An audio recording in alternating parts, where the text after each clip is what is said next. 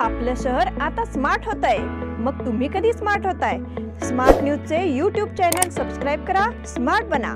नोटिफिकेशनसाठी bell आयकॉनवर click करा.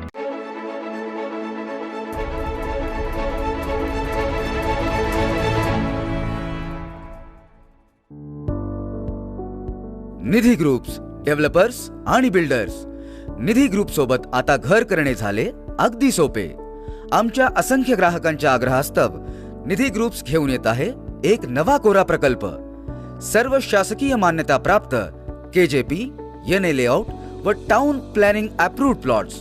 Shri Swami Samarth colony, Bidi, taluka Khanapur, जिल्हा बेळगाव. आपल्या स्वप्नातील घरकुल सत्यात साकार करीत आहोत. निधी ग्रुप्स, डेव्हलपर्स आणि बिल्डर्स. चला तर मग आजच बुक करा आपला प्लॉट. अधिक माहितीसाठी खाली दिलेल्या नंबर्सवर संपर्क करा. आमचा सहकार घर होईल साकार.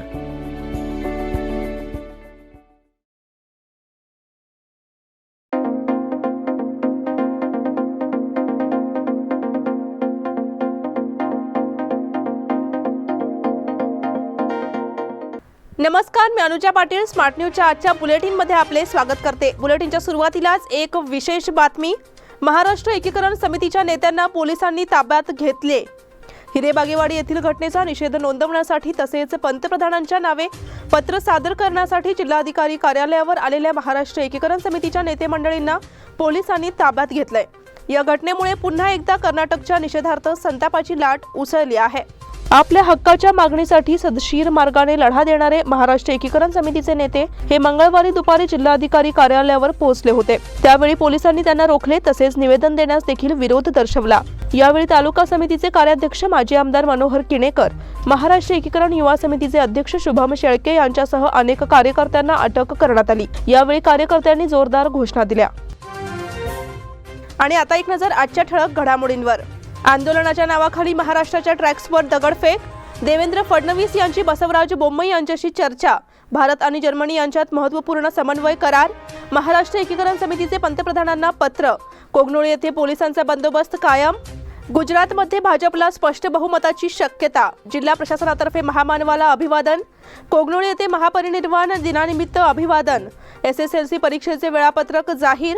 आंदोलनकर्त्या संघटनांना जिल्हाधिकाऱ्यांकडून इशारा.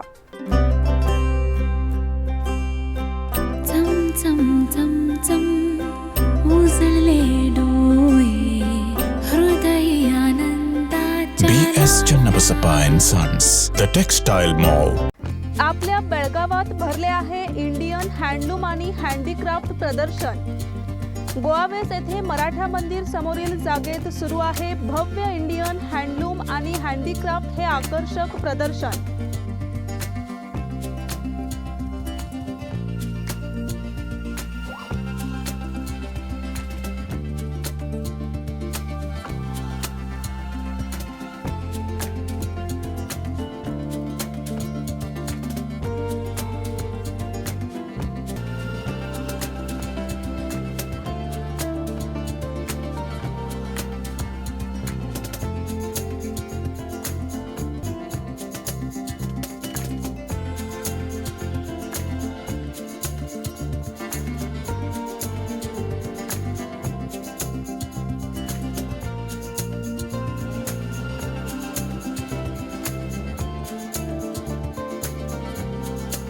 दैनंदिन गरजेच्या अनेक वस्तू एकाच छताखाली उपलब्ध.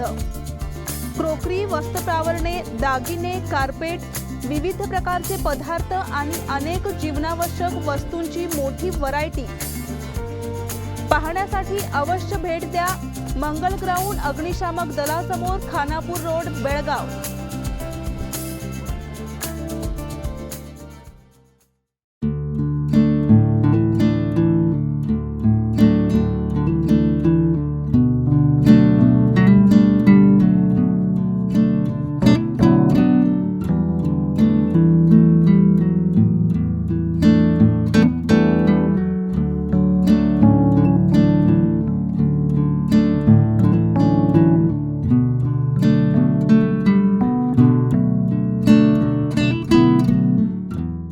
आणि आता पाहूया सविस्तर बातम्या. कन्नड रक्षक वेदिकेच्या गुंडांकडून महाराष्ट्र पासिंग असणाऱ्या मालवाहू 6 ट्रॅक्सवर दगडफेक केल्याची घटना घडली आहे. बेळगाव जवळील पुणे बेंगळूर महामार्गावरील हिरेबागेवाडी टोल नाक्यावर सदर घटना घडली आहे. यामुळे महामार्गावर मोठी वाहतूक कोंडी निर्माण झाली होती. महाराष्ट्राच्या विरोधात कन्नड रक्षक वेदिकांची घोषणाबाजी करून कार्यकर्त्यांनी महाराष्ट्राचे ट्रक रोखून त्यावर दगडफेक केली. यावेळी कन्नड रक्षक वेदिका आणि पोलिसांमध्ये बाचाबाची झाली. शेकडो कार्यकर्त्यांनी हिरेबागेवाडी येथे महाराष्ट्राचे ट्रक रोखून धरले. कार्यकर्त्यांनी लाल पिवळे झेंडे हातात घेऊन आणि गाड्यांच्या टपावर चढून घोषणाबाजी केली. ट्रकच्या टपावर चढून आंदोलन केले. महामार्गावर कन्नड रक्षण वेदिकेच्या कार्यकर्त्यांकडून महाराष्ट्र पासिंगच्या ट्रॅक्सवर दगडफेक करण्यात आली आहे. जवळपास 6 ट्रॅक्सवर दगडफेक करून शाही फेक करण्यात आली आहे. यामुळे सीमा भागात संतापाची लाट उसळली आहे. न्यायप्रविष्ट प्रकरणाबाबत अशा घटना घडत असतील तर हे निषेधार्ह आहे. कर्नाटक सरकारने दोषींवर कडक कारवाई करावी अशी मागणी महाराष्ट्राचे मंत्री उदय सामंत यांनी केली आहे. देवेंद्र फडणवीस यांची बसवराज बोम्मई यांच्याशी चर्चा. बेळगाव जवळ हिरेबागेवाडी टोल नाक्याजवळ महाराष्ट्राच्या वाहनांवर कन्नड रक्षक वेदिकेच्या कार्यकर्त्यांकडून हल्ला करण्यात आल्याची घटना घडल्याने हा वाद आणखीन चिघळण्याची चिन्ह दिसत आहेत. या घटनेच्या पार्श्वभूमीवर आता महाराष्ट्रातून संतप्त प्रतिक्रिया उमटू लागल्याने उपमुख्यमंत्री देवेंद्र फडणवीस यांनी कर्नाटकाचे मुख्यमंत्री बसवराज बोम्मई यांना थेट फोन करून या घटनेबाबत तीव्र नाराजी व्यक्त केली आहे. उपमुख्यमंत्री देवेंद्र फडणवीस यांनी कर्नाटकचे मुख्यमंत्री बसवराज बोम्मई यांना दूरध्वनी केला आणि बेळगाव नजीक हिरेबागेवाडी येथे झालेल्या घटनांबद्दल तीव्र शब्दात आपली नाराजी नोंदवली आहे. यावर कर्नाटकाच्या मुख्यमंत्र्यांनी या घटनांमध्ये लक्ष घालून दोषींवर कठोर कारवाई केली जाईल असे सांगितले. महाराष्ट्रातून येणाऱ्या वाहनांना संरक्षण दिले जाईल असेही त्यांनी देवेंद्र फडणवीस यांच्याशी झालेल्या दूरध्वनी संभाषणात आश्वस्त केले आहे. अशी माहिती उपमुख्यमंत्री देवेंद्र फडणवीस यांच्या कार्यालयातून देण्यात आली आहे. भारत आणि जर्मनी यांच्यात महत्त्वपूर्ण समन्वय करार. भारत आणि जर्मनीने सोमवारी उभय देशातील नागरिकांना दोन्ही देशात शिक्षण, संशोधन आणि काम करण्यास सुलभता येण्यासाठी उपयोगी स्थलांतर गतिशीलता भागीदारी करारावर स्वाक्षरी केली. यावेळी उभय देशातील परराष्ट्र मंत्र्यात भारत प्रशांत महासागरीय प्रदेशातील देशांचे प्रश्न, युक्रेन संघर्ष, अफगाणिस्तानातील परिस्थिती, पाकिस्तानशी संबंधित मुद्दे आणि सिरियातील परिस्थिती यासह प्रादेशिक आणि जागतिक मुद्द्यांवर विचार विनिमय झाला. ऊर्जा, व्यापार आणि हवामान बदलासह द्विपक्षीय सहकार्य वाढवण्यावरही यावेळी चर्चा झाली. या बैठकीनंतर जर्मनच्या परराष्ट्र मंत्री ॲनालेना बेअरबॉक यांच्यासोबत संयुक्त पत्रकार परिषदेत भारताचे परराष्ट्र मंत्री जयशंकर म्हणाले की गतिशीलता भागीदारी करारामुळे एकमेकांच्या देशात अभ्यास, संशोधन आणि काम करणे सोपे होईल आणि हा करार अधिक काल सुसंगत होण्याच्या दिशेने टाकलेले पाऊल आहे. दोन देशांमधील भक्कम द्विपक्षीय भागीदारीचे हे संकेत आहेत. भारताने G20 गटाचे अध्यक्षपद 4 दिवसांपूर्वी स्वीकारले. या पार्श्वभूमीवर बेअरबॉक 2 दिवसांच्या दौऱ्यावर सोमवारी भारतात आले आहेत. महाराष्ट्र एकीकरण समितीचे पंतप्रधानांना पत्र. सीमा भागात मराठी बांधवांवर अन्याय आणि अत्याचार करणाऱ्या कर्नाटकी सरकारकडून आता घटनात्मक अधिकारांची पायमल्ली होतीये. या संदर्भात केंद्र सरकारचे लक्ष वेधण्यासाठी आता महाराष्ट्र एकीकरण समितीच्या वतीने पंतप्रधान नरेंद्र मोदी यांना पत्र लिहिण्यात आलंय. या पत्राची प्रत पंतप्रधानांना जिल्हाधिकाऱ्यांच्या मार्फत देण्यात आली. मंगळवारी दुपारी सदर प्रत जिल्हाधिकाऱ्यांकडे सुपूर्द करण्यात आली. सीमा प्रदेशातील मराठी भाषिकांचे प्रश्न ऐकून त्यावर उपाययोजना करण्यासाठी महाराष्ट्राचे सीमा समन्वयक मंत्री सीमा भागातील मराठी भाषिकांना भेटण्यासाठी बेळगावला येणार आहेत. परंतु कर्नाटक सरकारने त्यांना रोखण्याचे प्रयत्न चालू केले आहेत. त्यामुळे घटनात्मक अधिकाराची पायमल्ली होणार आहे. याबाबत पंतप्रधान नरेंद्र मोदी आणि गृहमंत्री अमित शाह यांना लिहिलेल्या निवेदनाची प्रत जिल्हाधिकारी यांच्यामार्फत दिल्लीला पाठवण्यासंदर्भात महाराष्ट्र एकीकरण समितीच्या शिष्टमंडळाने जिल्हाधिकारी कार्यालयात निवेदनपत्र सादर केले. कर्नाटकाचे जे काय अत्याचार चालू आहे आणि आपल्या महाराष्ट्र सरकारच्या वतीनं 2 समन्वय मंत्री बेळगावात येणार होते आणि आमच्या तज्ज्ञ कमिटीचे अध्यक्ष असे तिघांचा दौरा ठरलेला होता. प्रथम तो 3 तारखेला ठरला होता, पण त्यानंतर त्यांनी परत तो 6 तारखेला ठरवला असताना परत कर्नाटक सरकारनं त्यांना बेळगावात येण्यासाठी बंदी घातलेली आहे. आणि बेळगावात एक भारत पाकिस्तानसारखी सीमा आहे, त्याप्रमाणे इथं पोलीस बंदोबस्त कार्यकर्त्यांच्या घरावर, कार्यालयांच्यावर, पुतळ्यांच्यावर, हायवे या ठिकाणी एवढा प्रचंड बंदोबस्त ठेवलेला आहे. आणि अशा स्वरूपाची दडपशाही कर्नाटक सरकार करत आहे. या संदर्भात कर्नाटक सरकारला समज द्यावी कारण या देशात कुठल्याही भारतीय नागरिकाला कुठल्याही राज्यात किंवा कुठल्याही गावात जाऊन आपलं मत व्यक्त करण्याचा अधिकार आहे. आणि हे समन्वय मंत्री जे आमचे येणार आहेत, त्या आमच्या काही अडचणी आहेत की मराठी कागदपत्र मिळत नाहीत, हे बाकी इतर गोष्टी आहेत, त्या पार्लमेंटात चर्चा करून त्या अधिकार मिळवून देण्यासंदर्भात आमच्याकडे माहिती घेण्यासाठी येणार होते. ते काही आंदोलन करण्यासाठी बेळगावात येणार नव्हते. कोगनोळी येथे पोलिसांचा बंदोबस्त कायम. महाराष्ट्राचे सीमा समन्वयक मंत्री कर्नाटकच्या दौऱ्यावर येणार होते, त्यामुळे पोलीस प्रशासनाने चांगलाच कडेकोट बंदोबस्त ठेवला होता. मात्र दौरा रद्द झाल्यानंतर देखील कर्नाटकी यंत्रणेला अद्याप धास्ती आहे. त्यामुळेच कोगनोळी चेकपोस्ट आणि टोल नाका या ठिकाणी कडेकोट पोलीस बंदोबस्त ठेवण्यात आलाय. तसेच वाहनांची तपासणी करण्यात येते. महाराष्ट्र मंत्र्यांच्या बेळगाव प्रवेशासंदर्भात सर्व 22 सीमांवरील चेकपोस्टवर कडक पोलीस बंदोबस्त तैनात करण्यात आला होता. एसीपी संजीव कुमार यांच्या नेतृत्वाखाली हा बंदोबस्त तैनात करण्यात आला असून बेळगावात येणाऱ्या वाहनांची तपासणी करूनच वाहने पुढे सोडली जात आहेत. महाराष्ट्राचे मंत्री बेळगावमध्ये येत असल्याच्या पार्श्वभूमीवर कायदा आणि सुरक्षा बिघडू नये यासाठी बेळगावचे जिल्हाधिकारी नितेश पाटील यांनी काल CRPC कायदा 1973 नुसार कलम 143(3) अंतर्गत प्रतिबंधात्मक आदेश लागू केलाय. जर तरीही मंत्र्यांनी बेळगावात प्रवेश करण्याचा प्रयत्न केला तर त्यांना सीमेवरच रोखण्यासाठी आज बेळगावच्या सर्व सीमांवर एसीपी संजीव कुमार यांच्या नेतृत्वाखाली कडक पोलीस बंदोबस्त ठेवण्यात आला आहे. DCP, CPI, PSI यांच्यासह 1000 पोलीस कर्मचारी सुरक्षेच्या दृष्टीने तैनात करण्यात आले आहेत. निपाणी, कोगनोळी, कागवाड, संकेश्वर, अथनी यासह 22 चेकपोस्टवर पोलीस बंदोबस्त तैनात करण्यात आला आहे. गुजरातमध्ये भाजपला स्पष्ट बहुमताची शक्यता. गुजरात विधानसभा निवडणुकीच्या मतदानाचा दुसरा टप्पा सोमवारी पार पडल्यानंतर विविध संस्थांच्या मतदानोत्तर सर्वेक्षणातील अंदाज जाहीर करण्यात आला आहे. त्यानुसार गुजरातमध्ये भाजपला 182 जागांपैकी 117 ते 151 जागा आणि काँग्रेससह त्यांच्या मित्रपक्षांना 16 ते 51 जागा मिळतील असा अंदाज आहे. आक्रमक प्रचाराद्वारे मोठी हवा निर्माण केलेल्या आपला मात्र 3 ते 13 जागांवर समाधान मानावे लागेल असे अंदाज आहेत. बहुमतासाठी 92 जागा जिंकणे आवश्यक आहे. आपच्या पदरी गुजरातमध्ये निराशाच पडणार असली तरी दिल्ली महापालिकेत आपला स्पष्ट बहुमत मिळेल आणि भाजपची 15 वर्षांची सत्ता संपुष्टात येईल असा अंदाज 3 मतदानोत्तर चाचण्यांनी वर्तवला आहे. आम आदमी पार्टीचे सर्वेसर्वा आणि दिल्लीचे मुख्यमंत्री अरविंद केजरीवाल यांनी मतदानोत्तर चाचण्यांवर म्हणजेच एक्झिट पोलवर पहिली प्रक्रिया नोंदवली आहे. हे निकाल सकारात्मक आहेत असं केजरीवाल यांनी म्हटलं आहे. एका नव्या पक्षाला 15 ते 20% मतदान होतं आणि ते सुद्धा भाजपला बालेकिल्ला असलेल्या ठिकाणी ही फार मोठी गोष्ट आहे असंही केजरीवाल यांनी म्हटल्याचं वृत्त NDTVने दिलं आहे.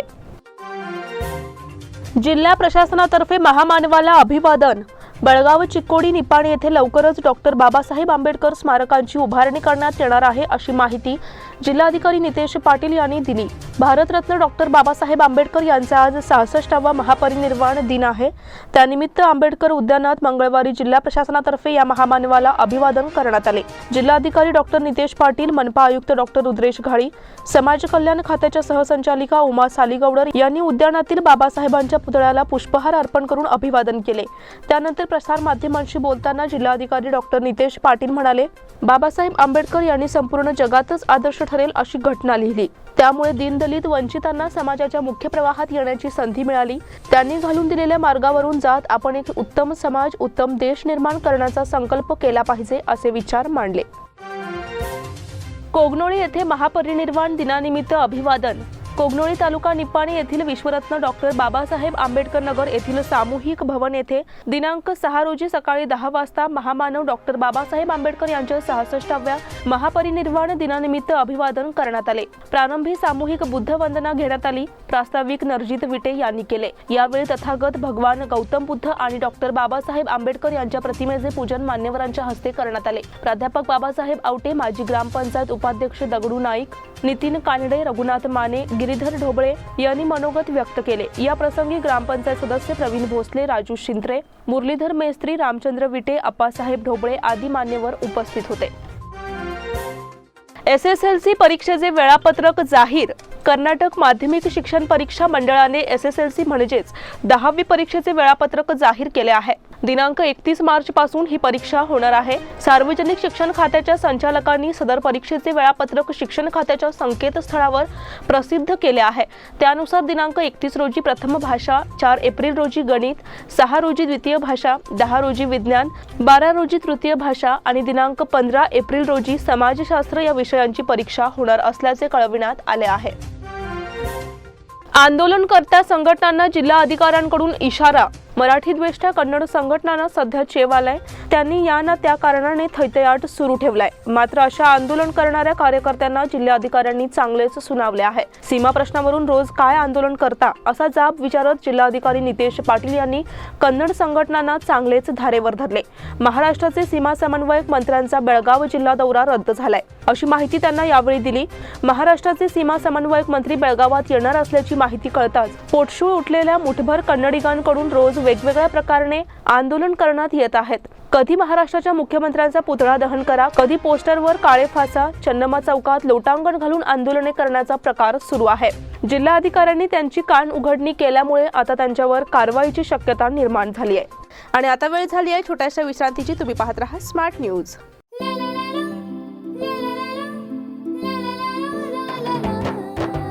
जले दीप अंगना में होगी रोशन दुनिया, पलकों तले छा जाए चांद तारों का साया, रंगोली में खिले रंग खुशियों की भी तरानी, तन मन झिलमिल जाए हर पल होगी सुहानी, ये अटूट बंधन खिले हर आशियाना, रंग वस्त्रों का खजाना मन भाए आराधना, रंग वस्त्रों का खजाना मन भाए आराधना, आराधना मारुति गली बेलगाम, मन भाए आराधना.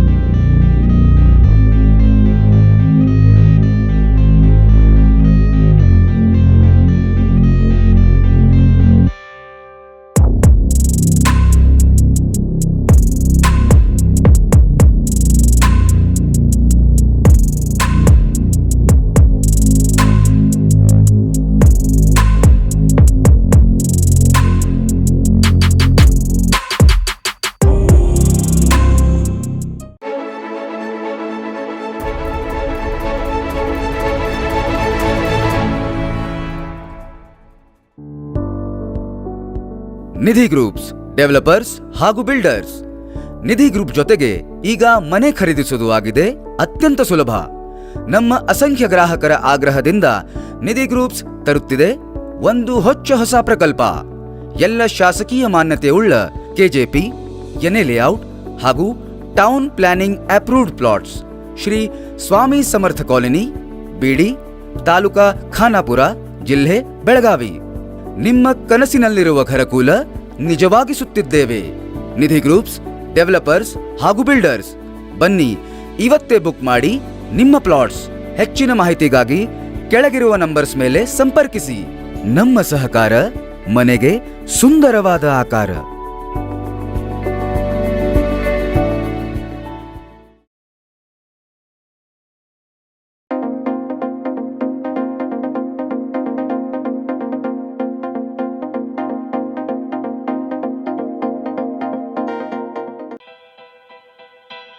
बेलगाम वासियों के पसंद में उतरा उड़ान बार एंड रेस्टोरेंट.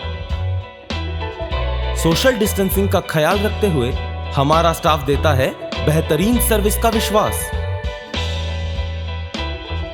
यहां है पार्टी और फंक्शन के लिए 3 आलीशान हॉल, कारपोरेट डिनर मीटिंग के लिए 3 अलग कक्ष, आईपीएल मैच देखने के लिए 3 बड़े स्क्रीन की विशेष सुविधा. इसके साथ ही साफ सुथरा किचन जहां हमारा वेल क्वालिफाइड स्टाफ देता है क्वालिटी और हाइजीनिक फूड की गारंटी. तो फिर खाने की हो बात तो आना परिवार के साथ.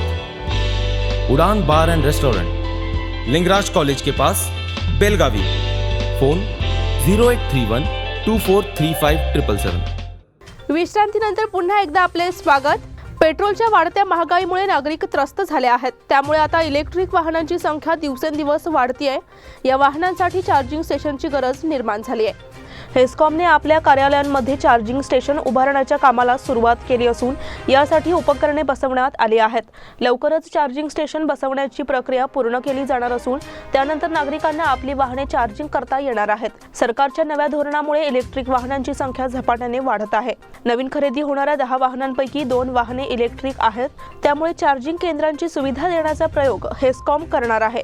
शहरातील स्टेशन समोरील हेस्कॉम कार्यालयात तसेच नेहरू नगरातील हेस्कॉम कार्यालयात चार्जिंग स्टेशन उभारले जाणार आहे. त्यामुळे नागरिकांना काही क्षणात वाहनांना चार्जिंग करणे सोयीचे होणार आहे. तिसरे रेल्वे गेट उड्डाणपूल अद्यापही समस्यांच्या गर्तेत.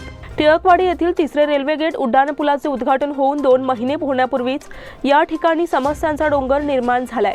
उद्घाटनापासूनच वादाच्या भोवऱ्यात सापडलेल्या या ओव्हरब्रिजवर रात्रीच्या वेळी पथदीप सुरू केले जात नसल्याने अंधार पसरत आहे.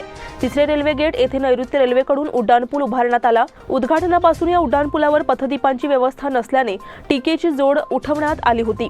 खानापूर रोड मार्गे शहरात येणारे वाहन चालक या उड्डाणपुलाचा वापर करतात. आधीच उड्डाणपूल अरुंद असून त्यात आता पथदीप नसल्याने रात्रीच्या वेळी वाहने चालवताना जीव धोक्यात घालून प्रवास करावा लागतोय. उड्डाणपुलावर वळण असल्याने भरधाव येणाऱ्या वाहनांचा अपघात होत आहेत. पथदीप नसल्याने वळण निदर्शनास न आल्याने वाहने थेट भिंतीला आदळली जात आहेत. इतके होऊनही या ठिकाणी अद्याप पथदीप सुरूच करण्यात आलेले नाहीत. त्यामुळे वाहन चालकांचा अंधारातूनच प्रवास सुरू आहे. साठे प्रबोधिनीतर्फे कथाकथन स्पर्धा. गुरुवर्य विगो साठे मराठी प्रबोधिनीतर्फे 22व्या मराठी बालसाहित्य संमेलनातील कथाकथनासाठी बालसाहित्यिकांच्या निवडीसाठी 15 डिसेंबर रोजी सकाळी 10 वाजता कथाकथन स्पर्धा आयोजित केली आहे. ही स्पर्धा मराठी विद्यानिकेतनमध्ये होणार आहे. स्पर्धा 8वी पर्यंत लहान आणि 8वी ते 10वी मोठ्या अशा 2 गटात होणार आहे. दोन्ही गटांमधून 6 कथाकथनकारांची निवड करण्यात येईल. 17 डिसेंबर रोजी होणाऱ्या संमेलनात ते आपल्या कथा सादर करतील. कथाकथन स्पर्धेसाठी 14 डिसेंबर पर्यंत नावे नोंदवायची आहेत. कथाकथन स्पर्धेसाठी नावे आणि संमेलनांसाठी कविता गुरुवर्य विगो साठे मराठी प्रबोधिनी मराठी विद्यानिकेतन कॅम्प या ठिकाणी पाठवाव्यात असे आवाहन अध्यक्ष जयंत नार्वेकर आणि चिटणीस सुभाष ओवळकर यांनी केले आहे.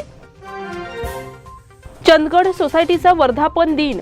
येथील चंदगड मल्टीपर्पज कोऑपरेटिव्ह सोसायटीचा 20वा वर्धापन दिन उत्साहात साजरा करण्यात आला. कार्यक्रमाच्या अध्यक्षस्थानी संस्थेचे चेअरमन प्राध्यापक M.K. पाटील होते. D.B. पाटील यांनी प्रास्ताविक करून स्वागत केले.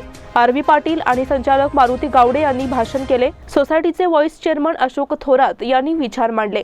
प्राध्यापक M.K. पाटील यांनीही मार्गदर्शन केले. यावेळी संचालक भागोजी गावडे, सुनील जी पवार, विवेकानंद पाटील यांचीही भाषणे झाली. संचालक P.C. पाटील, सुरेश राजगोळकर, महेश कॅप्टननावर, अशोक के पाटील, निंगाप्पा पाटील, श्रीकांत हदगल, आनंद पाटील, सेक्रेटरी छाया पाटील, उमाजी शिरगावकर, ओमकार कर्लेकर आदी उपस्थित होते. सूत्रसंचालन D.B. पाटील यांनी केले. कणबर्गी स्मशानभूमीत बेल रोप लागवड. अखिल भारतीय लिंगायत महासभा आणि सर्व लोकसेवा फाउंडेशनच्या वतीने कणबर्गी येथील लिंगायत स्मशानभूमीत बेलांच्या रोपांची लागवड करण्यात आली. यावेळी डॉक्टर गुरुदेवी हुलेप्पनावर मठ, प्रकाश बाळेकुंद्री, माजी उपमहापौर ज्योती भाविकट्टी, सोमलिंग माविनकट्टी, रमेश कळसद, ज्योती बदामी, सर्व लोकसेवा फाउंडेशनचे अध्यक्ष वीरेश हिरेमठ आदी उपस्थित होते. स्मशानभूमीत 100 रोपे लावण्यात आली. लंपीमुळे मेंढपाळांसह व्यापारीही अडचणीत. लंपीचा प्रसार झपाट्याने होत असल्याने शेतकरी अडचणीत सापडले आहेत. त्याचबरोबर जनावरांचे व्यापारी आणि मेंढपाळही धोक्यात आले आहेत. जनावरांचे बाजार बंद असल्याने खरेदी विक्री ठप्प झाली असून मटण दुकानदारांनाही नुकसानीला सामोरे जावे लागत आहे. मागील 4 महिन्यांपासून जिल्ह्यात लंपीचा शिरकाव झालाय. जनावरे दगावण्याची संख्या वाढल्यानंतर आठवड्याचे जनावरांचे बाजार बंद ठेवण्याचा निर्णय प्रशासनाने घेतला आहे. याचा फटका जनावरांचे व्यापारी, मटण दुकानदार, मेंढपाळ यांना मोठ्या प्रमाणात बसत आहे. जनावरांचे बाजार बंद झाल्याने जनावरांची खरेदी विक्री बंद आहे. बाकनुरात शेतजमिनीत रोप लागवडीसाठी खड्डे. अनेक वर्षांपासून पिके घेण्यात येणाऱ्या जमिनीत वन खात्याच्या अधिकाऱ्यांकडून रोप लागवड करण्यासाठी खड्डे खोदण्यात येत असल्याने संताप व्यक्त करण्यात येत आहे. बाकनूर येथील परशुराम गुंडू नाईक यांच्या कुटुंबियांवर अन्याय होत असल्याची प्रतिक्रिया गावकऱ्यातून व्यक्त करण्यात येत आहे.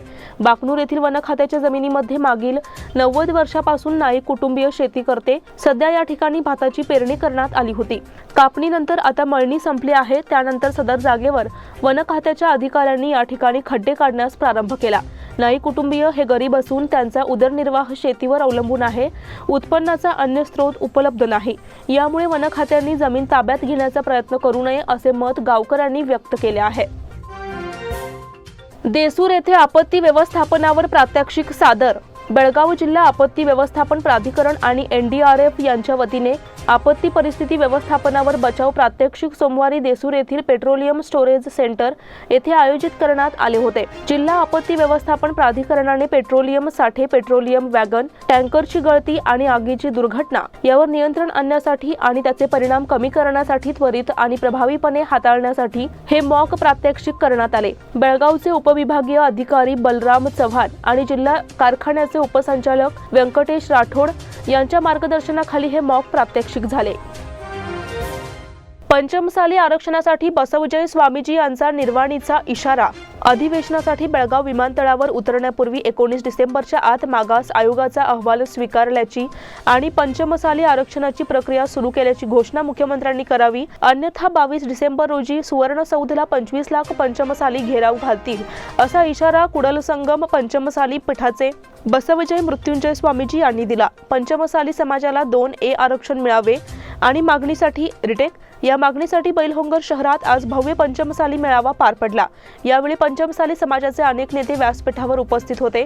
हजारोंच्या संख्येने पंचमसाली समाज बांधव या मेळाव्याला उपस्थित होते. मेळाव्यात अनेक पंचमसाली नेत्यांनी समाजाला 2A आरक्षण देण्यात सरकार चालढकल करत असल्याचा आरोप केला. खैरवाड येथे भर दुपारी घरफोडी. खानापूर तालुक्यातील नंदगड पोलीस ठाण्याच्या हद्दीतील खैरवाड येथे भर दुपारी नागाप्पा अप्पांना भुजगुरव यांच्या घरी धाडसी चोरी करून चोरट्यांनी 3 तोळे सोने आणि रोख 75,000 आणि 10 तोळे चांदी असा ऐवज लंपास केला आहे. खैरवाड येथील नागाप्पा भुजगुरव हे शेतात भात मळणी करण्यासाठी सोमवारी सकाळी 8 वाजता गेले होते. त्यानंतर सकाळी 11 वाजता त्यांच्या पत्नी चंद्रभागा या जेवण घेऊन गेल्या होत्या. घर बंद असलेले पाहून चोरट्यांनी घरचा मागील दरवाजा तोडून आत प्रवेश केला. घरातील तिजोरी तोडून त्यात ठेवलेले 75,000 रुपये आणि 3 तोळे सोने, 10 तोळे चांदी घेऊन चोरट्यांनी पलायन केले आहे. KMF तर्फे सायकलिंग क्रीडापटूंसाठी स्पर्धांचे आयोजन. सायकलपटूंना प्रोत्साहन देण्यासाठी जिल्ह्यातील 75 विद्यार्थ्यांची निवड करण्यात येणार आहे. याचे प्रायोजकत्व KMFने घेतले आहे. तर तालुकास्तरीय स्पर्धांचे आयोजन करण्यात येणार आहे असे KMF कडून कळविण्यात आले आहे. जिल्हा सायकलिंग असोसिएशन सहकारी दूध उत्पादक संघाचे अध्यक्ष विवेक पाटील यांचे वडील VL पाटील हे या असोसिएशनचे संस्थापक आहेत. ग्रामीण भागातील प्रतिभावंत क्रीडापटूंना प्रोत्साहन देण्यासाठी हा उपक्रम हाती घेण्यात आला आहे. जिल्ह्यातील 15 तालुक्यांमध्ये इयत्ता 8वी ते 10वी मध्ये शिकणाऱ्या विद्यार्थ्यांची निवड करण्यात येणार आहे. यामध्ये 50 मुले आणि 25 मुलींची निवड करण्यात येणार आहे. प्रत्येक तालुक्यात स्पर्धा आयोजित करण्यात येणार आहेत. यामधील प्रथम आणि दुसऱ्या क्रमांकाच्या विजेत्यांची निवड करण्यात येणार आहे. या माध्यमातून ग्रामीण भागातील क्रीडापटूंना प्रोत्साहन देण्याबरोबरच राष्ट्रीय आणि आंतरराष्ट्रीय क्रीडापटू घडविण्यास उपयोगी ठरणार आहे. यासाठी हा उपक्रम हाती घेण्यात आला असल्याचे KMF कडून कळविण्यात आले आहे. क्रीडारत्न एकलव्य पुरस्कार प्रदान. बॉल बॅडमिंटन कवन MM सह 8 जणांना क्रीडारत्न, 15 जणांना एकलव्य, 6 जणांना जीवनगौरव, 3 संस्थांना क्रीडापालक पुरस्कार जाहीर झालाय. यापैकी क्रीडापालक पुरस्कार यंदाचा असून उर्वरित पुरस्कार गतवर्षीचे आहेत. मंगळवारी राजभवनात झालेल्या कार्यक्रमात राज्यपाल थावरचंद्र गेहलोत यांच्या हस्ते पुरस्काराचे वितरण करण्यात आले. युवा सबलीकरण आणि क्रीडा खात्याचे मंत्री डॉक्टर नारायण गौडा, मुख्यमंत्री बसवराज बोम्मई आदी मान्यवरांच्या उपस्थितीत हा समारंभ पार पडला. क्रीडारत्न कवन MM, ball badminton B Gajendra गोळाफेक, श्रीधर चिखलकट्टा, रमेश मळवाड खो खो, वीरभद्र मुधोळ मलखांब, खुशी H योग, लीना अँथोनी सिद्धी मैदानी कुस्ती, दर्शन कबड्डी. एकलव्य पुरस्कारामध्ये Chetan B athletic, Shikha Gautam badminton, Kirti Rangaswamy cycling, Aditi Patil fencing, Amrut Mudrabet gymnastic, Sheshagowda hockey, Reshma Maruri lawn tennis, TG Vijay shooting, Tanish Mathew जलतरण, Yashaswini Ghorpade table tennis, Hariprasad volleyball,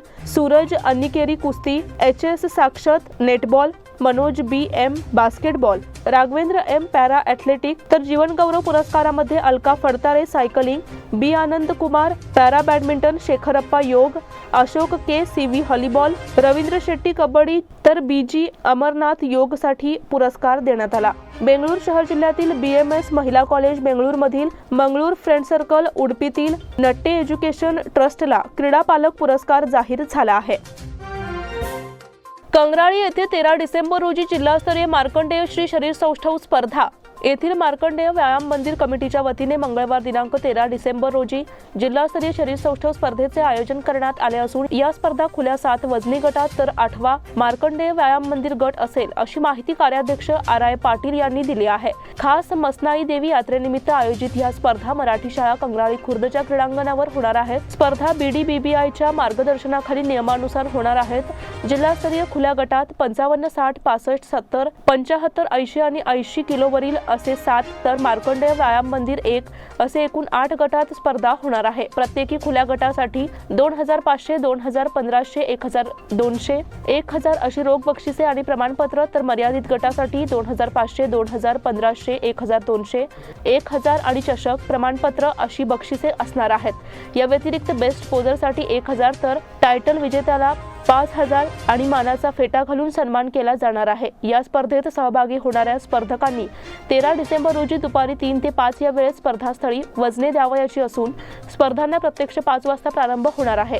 राज्य आणि केंद्र सरकारी नोकर वर्गाला या स्पर्धेत सहभागी होता येणार नाही.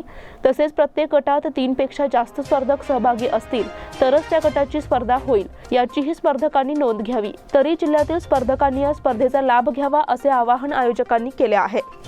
याचबरोबर स्मार्ट न्यूजचे आजचे बुलेटिन इथेच संपते. धन्यवाद.